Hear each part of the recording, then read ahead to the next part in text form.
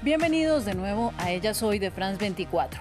3 años después de la expansión global del movimiento Me Too, esta poderosa herramienta que inició con un hashtag en redes sociales y que se ha convertido en una vía de denuncia de la violencia machista, hoy explota en el mundo un nuevo foco de delación y está en el Medio Oriente, en Irán.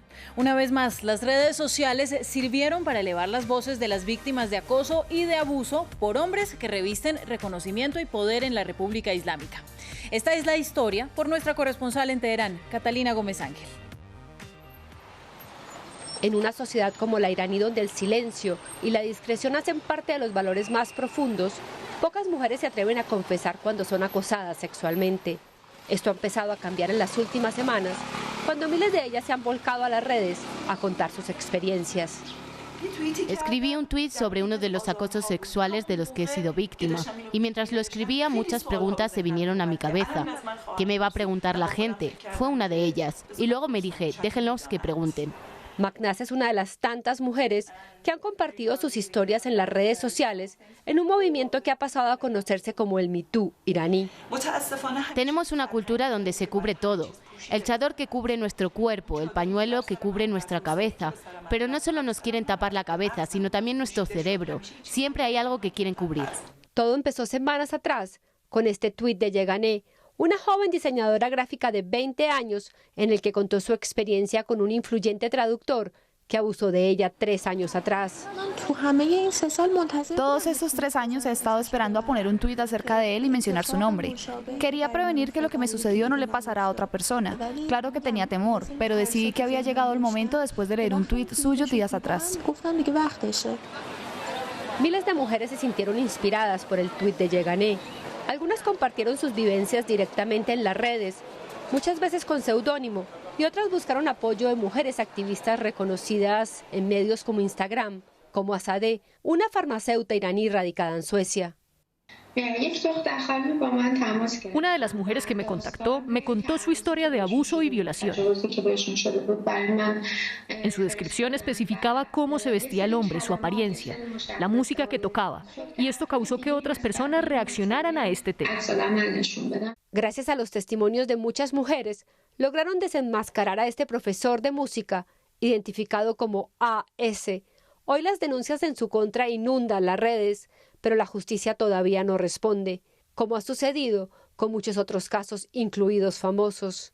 La excepción ha sido Keibam Eman, un estudiante de doctorado que fue capturado por la policía después de que varias jóvenes lo acusaran de sedarlas, embriagarlas y abusar de ellas.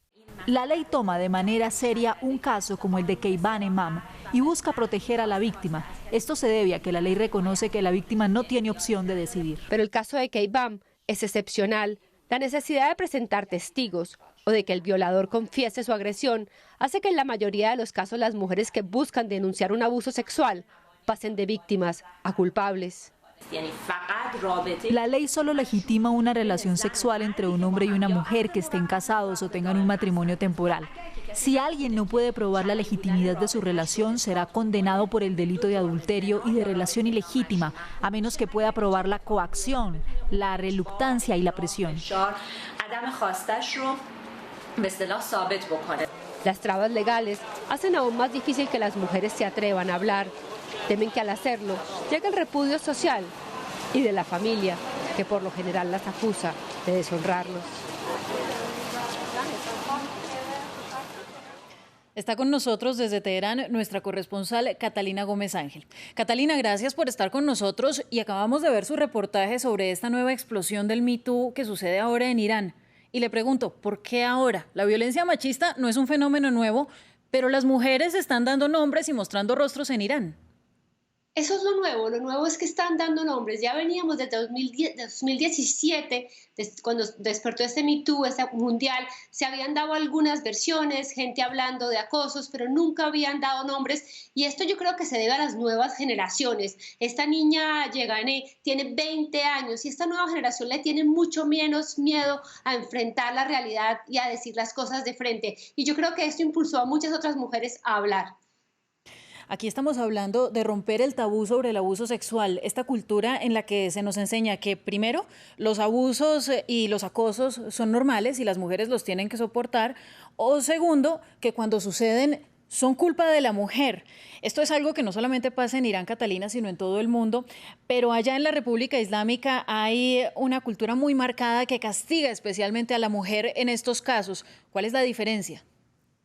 Bueno, a mí todas las activistas y las mujeres con las que hablé me dicen, sí, es duro en todas partes del mundo, pero aquí es 10 veces más duro porque nuestra palabra no vale, especialmente porque la familia no lo quiere aceptar, tiene miedo a ser repudiada, tiene miedo a realmente a reconocer las verdades. Esto es una sociedad que tiene mucho miedo muchas veces a ver la realidad de frente y afrontar unas realidades que no son muchas veces amigables. Y en ese sentido, pero también hay que hablar del sistema político. Muchas de esas niñas, como hablábamos, y las mujeres tienen la ley en contra. Y muchas veces por hablar, por crear este tipo de campañas, pueden ser capturadas y pueden ser presionadas para que no creen lo que ellos llaman una distorsión o un mal ambiente dentro de la sociedad. Así que crea muchísimo. Pueden ser, obviamente, despedidas de sus trabajos, de las universidades. La presión es muchísimo mayor.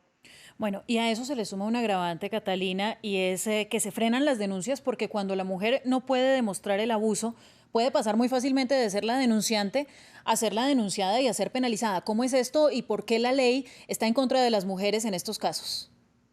Sí, como nos explicaba la abogada, realmente es que aquí no solamente se reconoce una relación frente a la ley, en ese sentido es el matrimonio o ese sigue, que es ese matrimonio temporal. De resto, cualquier tipo de relación para ellos, la mujer es la culpable. La mujer realmente aceptó tener una relación extramatrimonial y ahí es donde puede ser absolutamente juzgada. Hay dos cosas que la salvan, que el violador o que el acosador reconozcan su culpa o que el juez realmente, después de ver todas las evidencias, diga que esta mujer tenía la razón, pero tenemos que tener en cuenta que la mayoría de esos jueces tienen una mentalidad y una tradición muy religiosa y tradicional que generalmente nunca se ponen del lado de la mujer. Así que esto, mira, esto ha llevado a que muchas mujeres de hecho hayan contado su historia pero con seudónimo y muchas hayan borrado sus tweets o sus Instagrams después de haber denunciado porque tienen miedo. Bueno, vamos a escuchar entonces, Catalina, uno de los testimonios que usted recogió durante la realización de este reportaje y después vamos a conversar. Nunca me he sentido protegida en casa, ni por fuera de ella. Si el hombre que es mi padre y que reza y lee el Corán todos los días me hizo algo así, ¿qué me puede hacer un extraño? He tratado de suicidarme varias veces porque no tengo idea de a dónde debo ir. Bueno, Catalina, y entonces le quiero preguntar por este testimonio. Primero, pues, ¿cómo fue recabar esta información? No es fácil que una víctima de abuso decida hablar y mucho menos para el micrófono de un periodista, pero además, ¿cómo esto refleja la realidad que se vive en Irán? Sí, mire, tengo que decir lo que fue a través de una amiga de ella que le contó que estábamos haciendo este reportaje y ella aceptó hablar públicamente una historia muy triste. Esta niña es drogadicta, es drogadicta, lleva 6 años limpios, pero vivió muchísimos años en la calle porque el trauma de esta violación de su padre, ninguna de las familias, ni la paterna ni la materna, quiso escuchar nunca su historia, nunca nadie la apoyó, pues obviamente tuvo unas secuelas psicológicas muy grandes, pero este testimonio es muy importante para mí, Ángela, porque no es la primera mujer que me cuenta esta historia. En los reportajes que hemos hecho en las calles de Teherán, en las mujeres que son drogadictas o en mujeres que trabajan en condiciones sociales muy difíciles, siempre he oído una historia de abuso, de violación de por medio. Así que es recoger realmente quiénes son las que son afectadas en la sociedad y ver qué tan extendido es ese abuso y ese acoso sexual en una sociedad que todo lo tapa como esta. Bueno, y justamente antes de escuchar ese testimonio, usted nos estaba hablando de las redes sociales que se vuelven esenciales y que se vuelven una herramienta de escape para mujeres como ella y como tantas más, por la posibilidad de hablar, por ejemplo, en anonimato con un seudónimo o de sentir el acompañamiento de otras voces gracias a un trino o a una publicación de Instagram. Y bueno, casos que hubieran quedado en el silencio ahora pueden ser escuchados. Sí, las redes sociales han cambiado la humanidad entera, pero en una sociedad donde la información es controlada, donde hay tanto represión dentro de la sociedad, pues esto sí que ha cambiado a los iraníes para poder hablar públicamente, especialmente a estas mujeres que han ido contando su historia, pero también a los hombres. Mire, ha habido una reacción muy importante en las redes de muchos hombres reaccionando y diciendo, ¿qué hemos hecho? ¿Por qué hemos llegado a este punto? ¿Qué tipo de sociedad somos? ¿Por qué reaccionamos muchas veces así? ¿Hemos tratado mal a las mujeres? Porque no hay que olvidar, Ángela, que esta es una sociedad donde los niños y las niñas crecen absolutamente separados. De hecho, no se conocen y no se juntan hasta que no llegan a la universidad y tienen un gran desconocimiento. Así que las redes también han despertado este tipo de conversación para hablar qué sociedad estamos creando, por qué somos así. Bueno, Catalina, y una de sus entrevistadas, ya llegando al cierre del programa, habla de cómo siempre se quiere cubrir el cuerpo de la mujer y también se quieren cubrir sus emociones. La mujer es todavía tratada como algo que hay que tapar, que hay que esconder en la sociedad iraní, y con esto cerramos. Sí y no, realmente no, porque las mujeres son el 60% de la vida académica, tienen una gran representación en el campo laboral, pero realmente hay un gran sector de la sociedad, el más conservador, el más tradicional, el más radical, que quisiera volverlas a mandar a la casa, pero realmente sí, si fuera por los más tradicionales y por los más radicales, las mujeres no tendrían por qué hablar. Pues Catalina, muchísimas gracias a usted por este reportaje, porque nos da información sobre otro lado del mundo, sobre una realidad que también viven las mujeres en la República Islámica. Y volvemos próximamente en Ellas Hoy. Sigan con nosotros.